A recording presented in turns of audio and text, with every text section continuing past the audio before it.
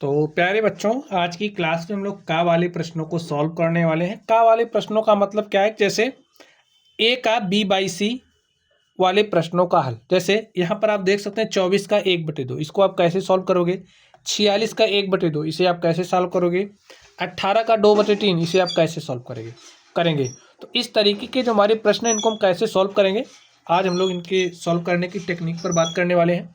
तो चलिए हम लोग ध्यान से देखते हैं। चलिए इसको सॉल्व करते हैं। यहाँ पर लिखा गया 24 का 1/2। का मतलब आपको क्या समझना है? का मतलब होता है गुणा। अगर लिखा गया तो का मतलब आप क्या समझोगे? गुणा। ठीक है। जैसे अगर आपके पास है ए का बी अपॉन सी, तो इसका मतलब आप क्या समझोगे? ए का के स्थान पर लिखोगे गुणा और आप लिखोगे बी अपॉन सी।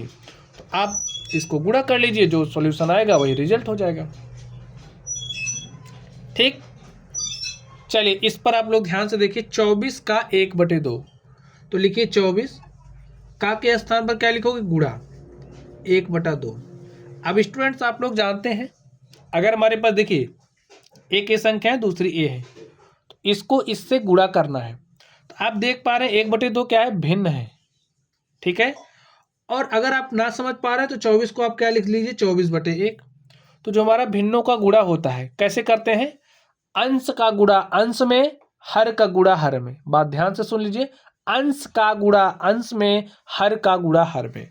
तो अंश क्या है? 24, यहाँ पर क्या है? 1, तो हमारे पास हो जाएगा 24 गुणे में 1, यहाँ पर हो जाएगा तो 24 गुणे 1। और यहाँ पर देखिए हर का गुणा हर, 1 गुणे 2 करोगे तो 2 हो जाएगा। सॉल्व करिए। 24 गुणे 1 हमने किया तो हमारे पास 24 आ गया बटे में 2। इसको सरल कर लीजिए। 2 1 के 2, इसको काटेंगे तो 2 1 के 2, 2 दूनी 4, हमारे पास क्या आ गया? 12/1। तो स्टूडेंट बटे में 1 है तो लिखने की जरूरत नहीं होती है, तो इसको आप क्या लिखोगे? 12। यही हमारा क्या हो गया? आंसर हो गया। तो ऐसे ही आपको सॉल्व करना है।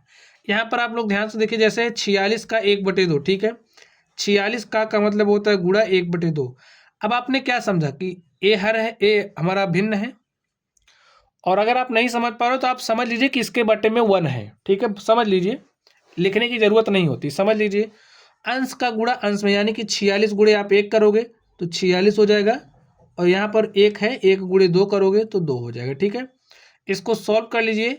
2 1 के 2, 2 दूनी 4, 2 तिया 6, हमारे पास क्या आएगा? 23/1। तो 23/1 को हम क्या लिखेंगे? 23। ये हमारा आंसर हो गया। चलिए यहाँ पर ध्यान से देखिए क्या लिखा गया? 18 का 2/3। तो का मतलब होता है गुणा, तो गुणा लगा दीजिए, लिखिए 2/3। ठीक है। अंश का गुणा अंश में, तो 18 गुणे 2 करोगे भाई, 18 गुणे 2 बटे में 3, तो 3 1 के 3, 3 6 18, 6 गुणे 2 अर्थात 12/1। हमारा आंसर क्या आ गया? 12। ऐसे ही सॉल्व करना है। ध्यान से देखिए। 27 का 2/3, तो का मतलब क्या होता है? गुणा, लिखिए 2/3। सॉल्व कर लीजिए। 27 गुणे 2 हो जाएगा भाई, अंश का गुणा अंश में, और बटे में क्या आ जाएगा? 1 गुणे 3। 1 नहीं दिख रहा ना, तो आप लिख सकते हो, लेकिन लिखने की जरूरत नहीं होती है, तो कोई बात नहीं ना, मत लिखिए। तो 1 गुणे 3 करोगे 3, काटिए 3 1 के 3, 3 9 27, और 9 गुणे में 2, तो 9 दूनी 18। यही हमारा आंसर हो गया। चलिए यहाँ पर अब आप लोग ध्यान से देखिए।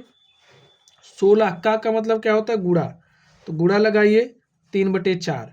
अब देखिए स्टूडेंट्स, आपने इतना सॉल्व किया तो आप ऐसा भी कर सकते हो। देखिए 4 1 के 4, 4 चौके 16, 4 गुणे 3 12। यही हमारा आंसर हो गया। ठीक है। 36 का 3/4, का मतलब होता है गुणा, तो लिख दीजिए भाई, 4 से इसमें भाग हो रहा है, अंश का गुणा अंश में, तो 36 गुणे 3 करोगे बटे में 4, 4 1 के 4, 4 9 36, 9 गुणे 3, तो 9 3 कितना हो जाएगा? 27। यही हमारा आंसर हो गया। चलिए नेक्स्ट चलते हैं और देखते हैं इसका सोल्यूशन क्या होगा। तो यहाँ पर क्या है? 20 का 4/5, तो 20 गुणे में 4/5। तो यहाँ पर देखिए अंश का गुणा अंश में, तो 20 गुणे 4, ठीक है, और बटे में 5, 5 1 के 5, 5 चौक 20, 4 गुणे 4 कितना आ गया? 16। यही हमारा आंसर होगा। नेक्स्ट देखिए 35 का 4/5, का मतलब गुणा, तो लिखिए 4/5। सॉल्व कर लीजिए। 35 गुणे में 4 बटे में 5, 5 1 के 5, 5 7 35, 7 गुणे 4 तो 7 चौके 28। यही हमारा आंसर होगा। तो स्टूडेंट्स इस तरीके से हमने आपको सिखाया कि अगर का वाले प्रश्न आपको मिल रहे हैं तो आप लोग कैसे सॉल्व करोगे। ठीक है, तो चलिए आप लोग पढ़ते रहिए। Thank you.